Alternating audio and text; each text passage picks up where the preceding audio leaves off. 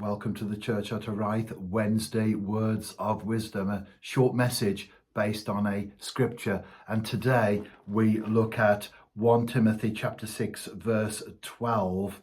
And in fact, this phrase, fight the good fight, is used twice in this particular book that Paul wrote to Timothy, originally a letter. And in verse 12, fight the good fight of the faith. Fight the good fight of the faith. Have you noticed in life that there are some people who love a good argument? They seem to thrive on conflict and confrontation with people. And I think if you're on social media, that's a classic example, isn't it, of where to spot those type of people. They seem to post things in such a way that they invite aggression and conflict back, and then they seem to love it and seem to thrive on it. But for many of us, we avoid conflict as much as possible. It's difficult. Sometimes we might lose our temper or say something that we shouldn't say or get drawn into something that we shouldn't have been. But by and large, when we're speaking from a position of not being involved in it, we would sooner not get involved. But there are those people that seem to thrive on that sort of thing. They love a good fight, don't they?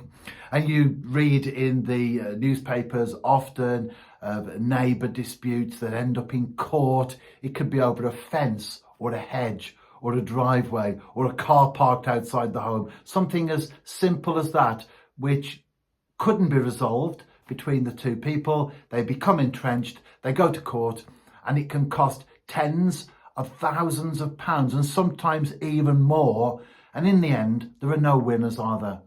Well, not as far as the neighbours are concerned anyway. I'm sure the lawyers and the barristers and everyone else makes a decent cut out of it. But in the end, there are no winners.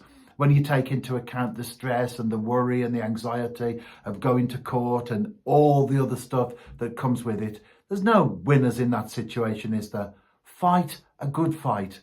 If you're going to get involved in something, if you're going to take a stand on something, then make sure it's worthwhile and not just one of those things that is meaningless and empty and ultimately has no value anyway. I love that verse. In fact, twice, as I've already said, mentioned there in the book of 1 Timothy, but verse 12, fight the good fight of the faith.